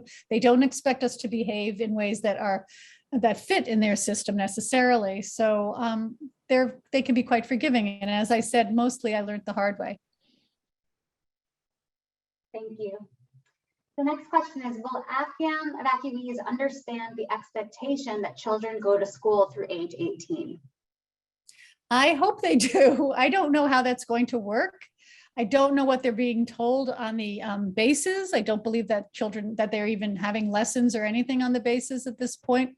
So I think that really figuring out ways to really support their education, which is different, is going to be important and somewhat challenging. I will chime in here that every refugee family that arrives, including these Afghan evacuee families, receive cultural orientation as part of their initial services, and will provide them with that information about expectations around school in the United States. So they will be told that they're expected to send their kids to school, and that most people go to school until they're at least 18. And then some families will need to hear that in other ways, other times. The next question, as someone involved in interfaith dialogue, I'm used to wearing a scarf over my head during times of prayer and wearing it around my neck during other times of gathering. Should I wear my scarf when we meet these refugee families in their new homes for the first time? So I think it's a question, should non-Afghan women cover their heads? Yeah, I don't think there's any expectation that you wear a scarf over your head. I mean, it might be a little, they'd wonder, are you Muslim? But it's certainly not an expectation, I think, that anybody would have, but it wouldn't cause any harm. And a scarf around the neck is always kind of a way of saying, I know what I'm supposed to do, but I don't want to do it right now. So this next question may be actually for the International Institute, but I'll turn it to you, Rachel, and we'll see. When delivering food, should we anticipate being asked to stay? Also, how do we deliver food and maintain families' privacy? So I'm wondering if this is a question from someone who is considering signing up or has already signed up to help provide meals to families living in temporary housing, such as hotels. But do you want to take a shot at this one first, Rachel? So it's in my experience, so people will often invite you in, and you could simply say, no, next time, another time, I'll come another time. If they really, really, really want you to stay, they will say, oh, please come in, you must come in. They'll insist more. And if not, if they accept your decline, then you understand that they really didn't mean to invite you in. They just could not invite you in. So it's kind of a dance. It's a bit of a dance. Yeah. And I think if you are a part of delivering meals to families who are staying temporarily at a hotel, we're not quite sure yet. The truth is, we don't know if families will come down to greet you and take the meal, or if you'll be dropping it off, at reception, and then the family will come and get the meal. We don't know. There's a lot we're still figuring out how this will work. So I would say, please go into it with a very open mind, knowing you may meet an Afghan family and you may not. So let's see. Thank you for the beautiful images. They capture the mood and beauty of the places. My question is, why did you use the image of a pomegranate to close your presentation? What a good question. I just didn't know what to use in my summary. And this is an image a friend of mine took, and I just thought it was such a great pomegranate. Nothing symbolic about it. I just was kind of run out of ideas for the summary. Thank you.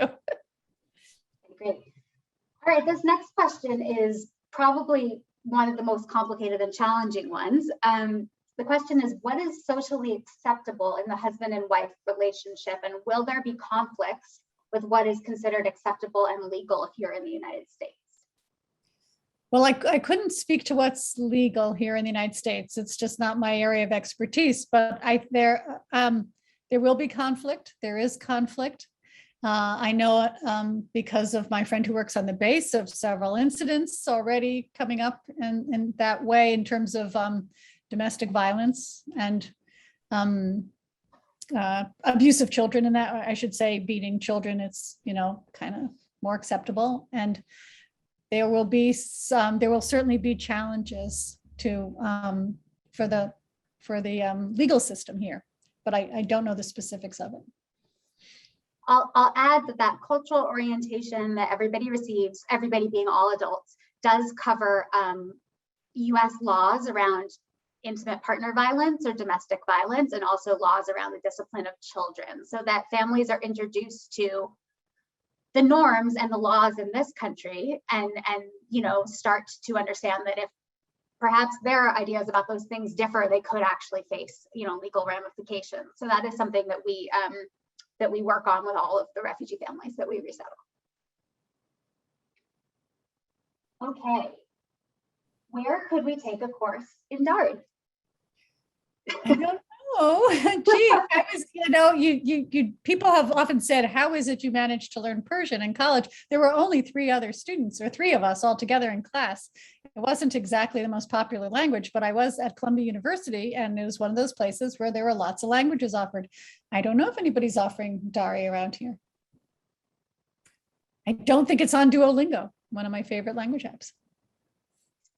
The next question is from someone who's a retired pastor and is wondering if it's okay not to share that with people. Can you share anything about, sharing someone's job, especially if that job is in a religious leader role? Yeah, that's an interesting question. Afghans don't, it's very delicate. Afghans don't have a problem with Christians. It's against Islam to convert, and actually it's punishable by death. So that's an issue, but they have great respect for Christians, I should say, because the big bad wolf really were the Russians, because they were atheists, and there's nothing worse than being an atheist. And Buddhists is kind of an atheism to them, or it's idolatry in their understanding, and Judaism is something that they can't make much sense out of. I shouldn't say they can't make much sense out of, that wasn't the right way to put it, but it's not always met with positive response. Okay. What type of tea do Afghans like? Green tea. Thank you for asking. I meant to say it, or I might have said it. Green tea. It's like a gunpowder tea. The leaves are actually quite long, but they're all curled up. They're rolled into little curls. It's called like green gunpowder tea, and they put cardamom pods in it when they steep it. And I'm told that you can get that, and they buy it by the kilo at the local African and Asian stores. Great. Dr. Lehr, thank you for sharing your insights. This is a question from an IINE staff member, I'll add, so thanks, Natalie, for the question. I'm wondering if you have any advice here. If Afghan culture prohibits most interactions between men and women, will Afghan men be comfortable interacting with others in gender-inclusive educational spaces in the US? Do you have any advice for how we can provide culturally sensitive support in a co-ed classroom for adults? So yeah, that's a really good question. I actually don't think the men will have any trouble with it. I think that I don't think that the women will have trouble with it. I think that the husbands and brothers and fathers will not necessarily want their wives in gender inclusive classes, but it's not for me to say, but that could be a challenge. I will say we faced that issue. Our Lowell site has resettled, we think, the largest number of Afghans in certainly in Massachusetts, maybe in New England over the past 5 years. And so we faced that issue with a lot of the Afghan women we had resettled, and we did end up starting a family literacy program that was targeted towards Afghan women, mostly mothers, and their kids, so that they could come together without adult men in the classroom and learn English along with their children. And that was really effective. So that's something we might reconsider launching.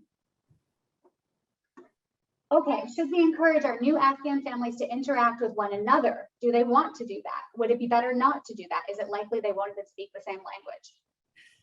Oh, such an interesting question. So they may very well speak the same language. They may prefer not to interact with each other or interact with each other. Depends a lot on what their ethnicities are, where they're coming from, what their political affiliations are, what their religions are. So people would rather group, as I've said a number of times, with their own ethnicities, with their own tribes.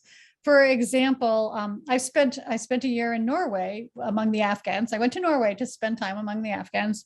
And for the Nowruz celebration in March, when I was there, the ambassador was invited to, 5 or 6 different parties, because every little sub-tribe and ethnic group had to have their own party and had to have the ambassador there. So I wouldn't push too much, the togetherness, because it's, there are a lot of prejudices and divisiveness among Afghans, can be. I'll also add, though, that these families, this community, they know how to connect to each other, and they talk to each other, and they find out what's going on. And the families who want to be in touch with each other, whether they're in the same state or city or even in another part of the US, will be talking. Right. So they don't need our help. They don't need our help. They don't need our help to connect. Yeah, that's true. Okay, great. So next, what would be the best items for children if we want to give them something? Crayons, paper, Play-Doh, soft toys? Yeah, so a lot of these children coming from the villages don't have toys. You saw there was a picture of a boy playing marbles, and they don't have much in the way of toys, and they particularly don't have much in the way of artistic toys, creative toys, such as I did bring colored pencils to Afghanistan and paper, and the mother took the pencils and locked them up in her trunk because they were too precious, and ultimately the colored pencils were used for makeup because that's what they decided to do with them. So more like balls or a little stuffed animal or some, maybe a really simple puzzle. They're not used to those kinds of toys. And so really simple toys to start with. Great. I'm going to skip around in questions a little bit because there are so many. So this is an interesting question, and I think there probably isn't one answer that applies to everyone, but do the Afghans coming to our community hope to become Americanized? It doesn't sound as though they do. I couldn't say whether they hope to, what that means exactly to be Americanized. What I was trying to convey is that they are here because their lives are at risk and their lives are at stake. They didn't come here with the hope of living in free America. It's just that they came, out of necessity. And I think that that if they make good bicultural lives for themselves where they hold on to their culture because that's beautiful and meaningful to them, and contribute to our American culture as all immigrants do, that would be a fine outcome. And I'll also add that, a lot of these families, the Afghan families we've resettled in the past, are very eager, especially the husbands or fathers, to get jobs, to earn an income, to support their family financially, and they pay taxes. So, being Americanized, I think, means a lot of different things. And in that sense, the families we resettle become integral to America. Okay, let's see. Have any single women arrived without family connection who we could host? I can answer that one. We have yet to resettle an adult woman who has arrived alone. We are seeing a lot of adult men arriving alone. We've seen some teenage boys arriving alone. And outside of that, we are seeing families. So there have not been yet women arriving alone. Right. And there are women who are arriving who are already have their college scholarships and going there. And some of the elite women I know who are on camps are single women, but they're not the ones that are going to be resettled here probably. I'm receiving a chat from one of my colleagues that says we have a single woman arriving Friday. I stand corrected. There is one single woman arriving on Friday. So this program is moving so quickly that things are changing all the time. So thank you, Caroline, who's our director in Lowell, for telling me that.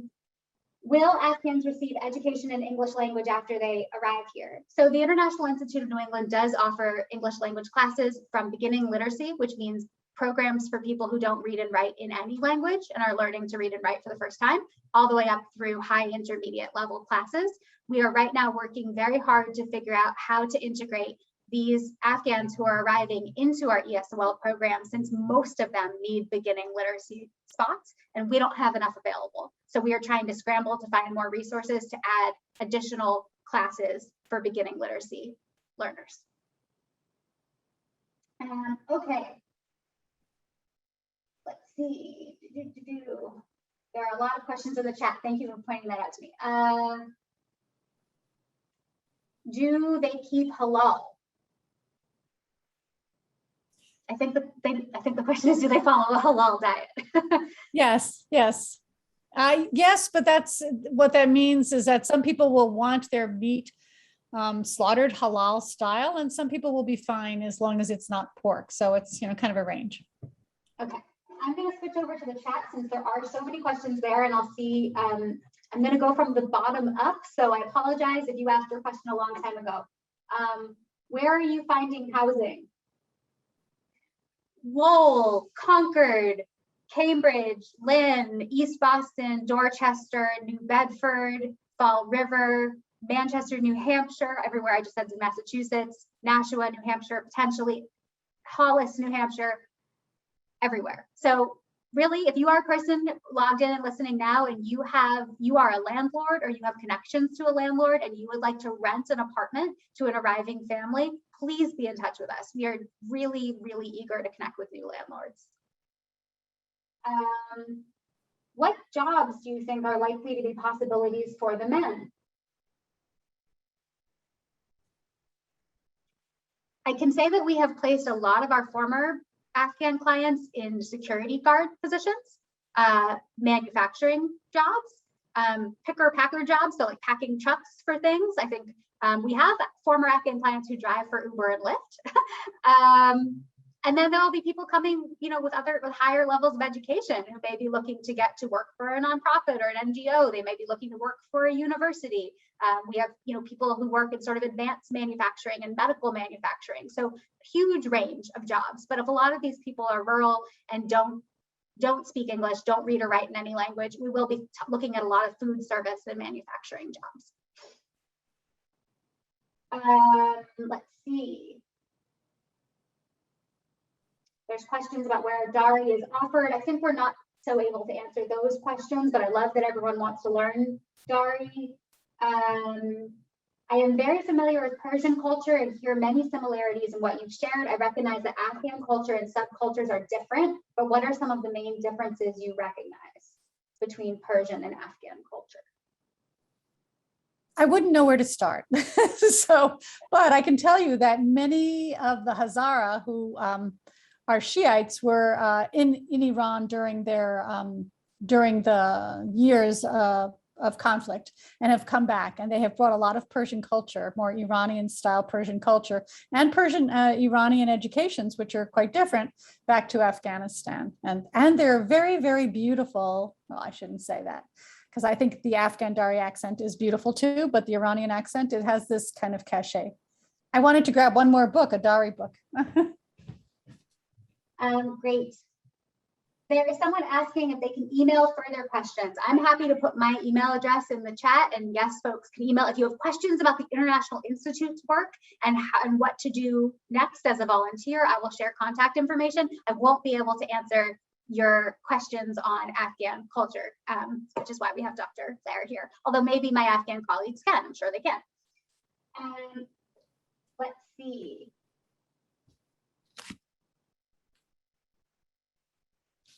A lot of people want to learn Dari. So cool. All right. Well, here's a Dari practical dictionary. There's actually a book that somebody mentioned to me. I don't have a beginning Dari book. I do have intermediate Dari. And English Persian, this is probably one of the simplest, although I think you can get free online dictionaries as well. This is an English Persian, not an Afghan one. Right. But there's a few. Here's an important question in the chat. If we're helping to pick up a family at the airport and we'll be driving them home, how important is it to have a man present? speak with the men in the family? It would be a good thing. It just depends on what configuration of people you're picking up, I suppose. Am I right in thinking that what you would want to avoid, though, is having only men picking up and driving a woman and her children alone? You would that we would want to avoid. Yes. Okay. Although, like I said, we haven't had many women who are alone. The woman who's coming on Friday, who I didn't know about. Their culture sounds so different, and I'm afraid for these families making the adjustment. What are the 3 bits of advice you could give to us? We so much want to be of assistance. I just want to say one thing first, and then I'll turn it to Dr. Lehr. Refugees come from all over the world every day, and they come from such incredibly different places, and you think, how on earth are people going to make this adjustment? And they make it. And so Afghan culture is so varied and unique and diverse, and the United States has so many varied and unique and diverse cultures in it, but people are amazing. And so just in my experience resettling refugees, I don't want anyone listening to this presentation to feel afraid that people aren't going to be able to bridge this gap. It doesn't mean there won't be challenges, but people are incredible in their ability to adjust to new contexts. Right. And Afghans are known for their resilience and agility. I mean, they'll be able to do it. We need to be welcoming and warm to them. Yep. All right, 2 very helpful questions. Should we remove our shoes when we enter an Afghan home? Yes. And don't stick your feet out at people if you have. And don't stay, if you're sitting on the floor, I didn't want to go into it, but if you're sitting on the floor, you shouldn't be greeting them with the bottom of your feet. It's considered rude. Yep. Can you show us how to say welcome?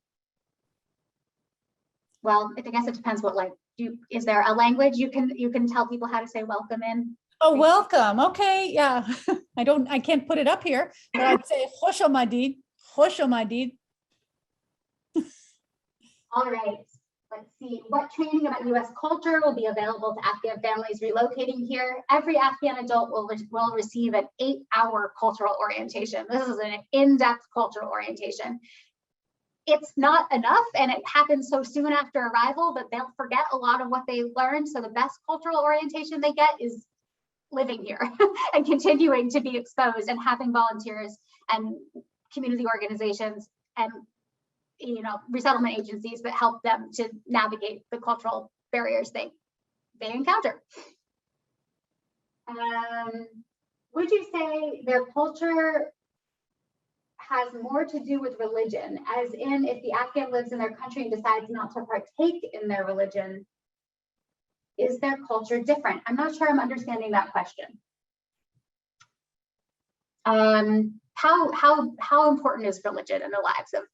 So I hope I was able to convey that religion pervades all aspects of their lives, and I didn't get into it with customary practice, how it overlaps with religion and how it sometimes supersedes religion. So I don't think you were asking that exactly, but it's a person's own choice as to the extent to which they want to participate in their religious practices. It's very much an individual choice.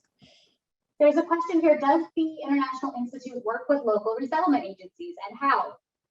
So the International Institute is a local resettlement agency. We're one of the largest resettlement agencies in New England, and then we're in very close coordination and collaboration with the other resettlement agencies in Massachusetts and New Hampshire, because of course this is so rapid. The pace of this resettlement is so fast, and we all have to be talking to each other and sometimes helping each other out with airport pickups if the case arrives at the wrong airport, the family arrives at the wrong airport. So we are a resettlement agency, and we're working very closely with others. Let's see, trying to keep up with, there's so many good questions.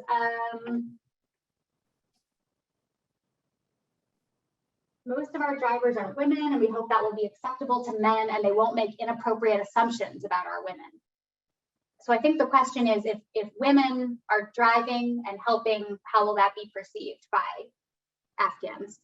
Well, many of these Afghan men, in particular these rural Afghan men, have worked with the military, as you had said earlier, and they're used to the women in the military and things like that.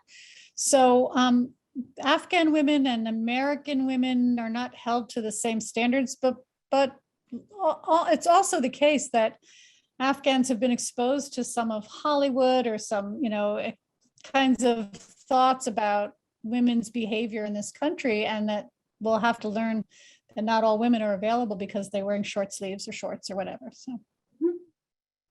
Great. Let's see, I'm skipping around here.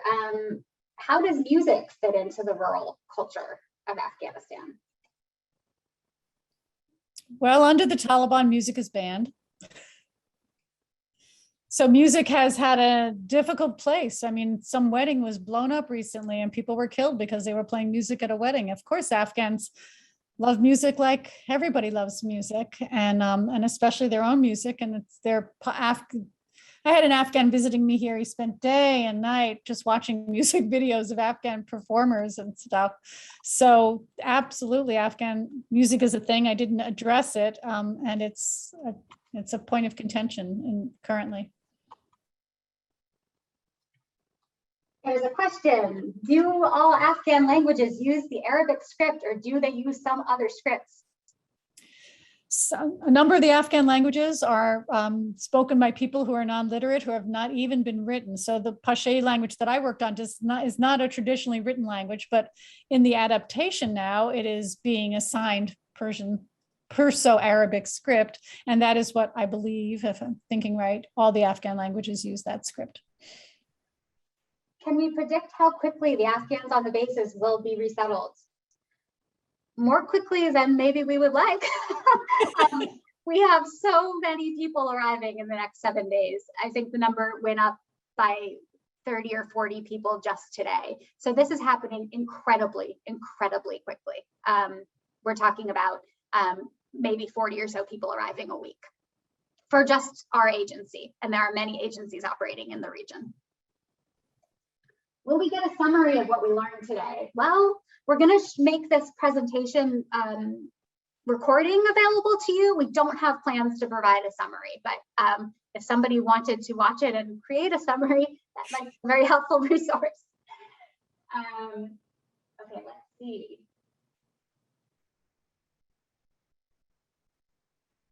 Someone's requesting to please share again the slide with the greetings. Again, the summary, the recording will go out, so you'll be able to see that. Given what we've heard about the transition, I have concerns about trauma. What supports will they have? Yeah, so this is a major area of focus for all of the service providers right now. We work really closely with mental behavioral health providers. We always, all refugees arriving receive a mental health screening and are referred for behavioral mental health services if needed.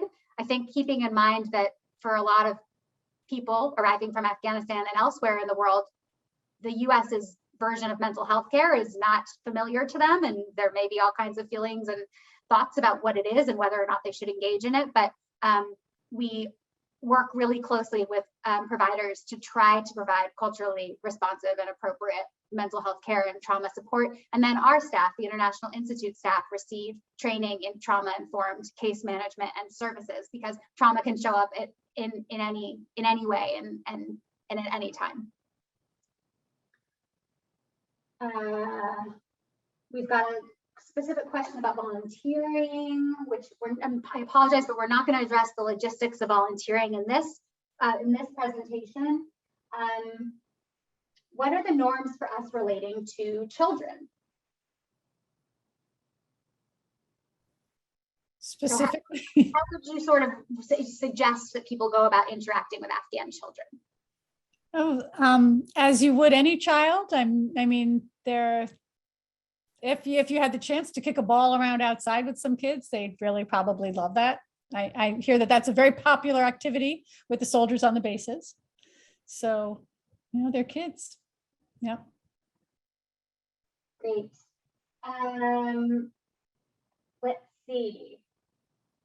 Scrolling through lots of messages thanking you for your presentation, Dr. Lehr, which is awesome.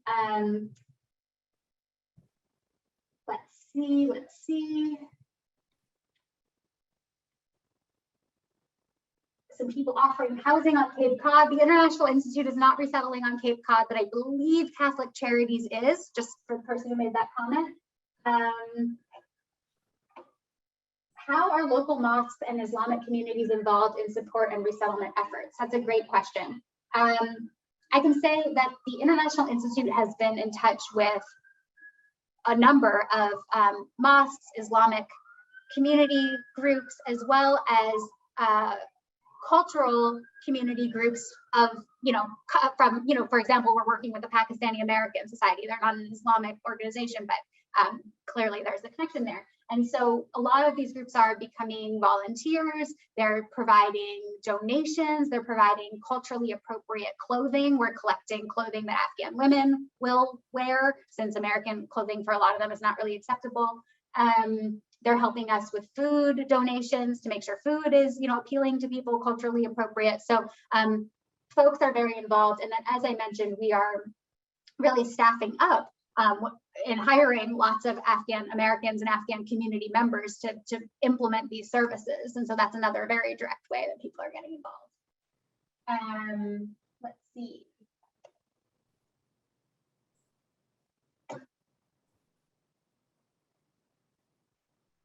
I'm so sorry if I've missed your question. I would say at this point, if I've missed your question, please feel free to put it in the chat again, because I think I've gotten to everything that I can get to. I hear there are newborn babies coming soon. What can we do to support? Great question from our wonderful board member, Sherry. So we do need newborn baby items. We need cribs, we need baby clothes. Some of the families that have newborn babies will be paired with volunteer teams for extra support, but really it's those baby items that we're looking for right now. And we were really lucky to get a big donation of baby clothes. Rachel, I don't know if you want to say anything about the way that Afghans do dress their babies, since it might be different than the stuff we're getting anyway. I did. You might have seen, Emma, that I had a slide in there that I took out that had a baby wrapped in a particular kind of swaddle. I actually have one right here behind me. It's a swaddling cloth. It's actually not a cloth. It's like a belt, and they'll wrap their babies in a blanket and then put this belt around them. And the reason why I make a point about it is that I know with the social services in England, where some of my Afghan friends were resettled, they were quite concerned that the babies would strangle on these, and the social services told them not to swaddle their babies in this way with this rope around them. And they felt that they couldn't make their babies comfortable and happy. It's really an important part of their practice. So that is something that will come up. And also they put coal, not charcoal, but coal. It's a kind of an eyeliner on their babies' eyes, and that's considered beautiful and auspicious. You may see that and wonder, yeah. That certainly comes up, I know, when we've had volunteers engaging with Afghan families in the past. Why are the babies wearing eyeliner? A couple of people have asked this, who will be doing the grocery shopping if women stay at home? The men. That's how it is in Afghanistan. That's how it mostly is, quite frankly, is the men do a lot of the shopping, I should say. A big part of our cultural orientation is showing people physically where things are in the community. And, especially when volunteer teams get involved, we do encourage women to know where their grocery store is, to know where their child's school is, to be able to walk to those places or even take the bus. We have more or less success with those things, depending on the person, because everybody is, their own person, and every family is different a little bit. Okay. Let's see. Again, if I haven't answered your question, please put it in the chat. There's a question about workbooks that would be helpful for helping people learn English. I know that some of our ESOL staff are logged in. So if any of my colleagues from our education department want to answer that question in the chat, go for it, because I don't know the answer. Let's see, we heard there are many single moms with kids. What do you suggest for engaging women with little education or skills, whose expectations?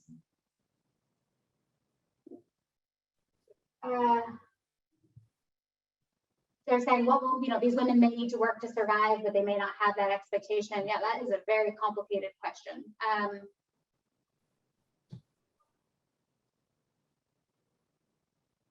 I don't know how to answer that question, honestly. If we have single moms arriving who expect not to work, I don't know how we're going to overcome that barrier, because unless they have long-term support from somewhere, whether it's public or private support, they are going to need to get a job eventually. Yeah, I don't think you're going to have a lot of single moms with a lot of kids, without work, kids who can work. Yeah. Let's see. Would it be helpful to offer sewing machines and fabric as a donation? Yes. Yes, fabric. I couldn't speak to the fabric because the different tastes and stuff, but sewing machines, absolutely. So many Afghan women are sewers, seamstresses, and so that would be amazing. What distance would be considered appropriate for a family to walk in order to buy food? Do you mean appropriate to what would be considered acceptable to the family? I don't know. Can you speak to the culture of walking in Afghanistan, Rachel? I could, but it's probably not going to sound very nice. Walking is, people walk out of necessity, not because they would choose to walk. So somebody's not going to want to walk as much as get driven, even short distances. It's a kind of a social hierarchy thing. I will say that learning to navigate a new city through walking and public transportation is a major part of the International Institute's work, and that a lot of the people we resettle are, and we also provide bicycles to people who want them. A lot of the people we resettle are accustomed to not having a car, others are not. And for those people, the idea that they're going to walk and take buses and ride bicycles is not always very appealing to them in the beginning. And a lot of those people work really hard to buy a car and get a driver's license fast to overcome challenge. Let's see. So we're running out of time here. We have just about 3 minutes left. I see that there are many questions still coming in the chat. We may not be able to answer them all. I am going to put a very important email address into the chat. It is IINE's general inquiry email address. It's info@iine.org. That is the best place to start for sort of general questions that you may have about how to get involved with us. If your question is very specifically about volunteering, and when I say volunteering, I don't necessarily mean donating things. Volunteering, like you want to have a hands-on role, you can email us at volunteers@iine.org. I will put that in the chat too. But whichever address you write to, we'll make sure on our end to get your question to the right person. So those are the 2 email addresses I'm going to put in the chat. For many of you who are already engaged with us as volunteers, or you're going through the process of becoming volunteers, I know some of you have logistical questions. I apologize I didn't answer them. And mostly I just want to say thank you for your patience. We are working through paperwork for over 500 people. It is taking time, so we're sorry if we're not getting back to you as fast as we would normally be able to, but we're so happy that you want to be engaged with us and volunteer to support these families. So with that, thank you again for attending, and a huge thank you to Dr. Rachel Lehr for her presentation. I think this was a truly special opportunity for us, and I think it goes to show, I mean, we had people joining us all the way from Chicago, so it looks like this was really something that people in the United States were in need of and were hoping for, and I'm so happy we were able to help provide it. Thank you so much for joining us. Thank you to Dr. Lehr for her presentation, and for anyone who wants to join us again, we'll have a second session next Thursday, the 18th at 10 a.m. And this presentation recording will be available to all who attended today. Thank you. Thank you, everyone.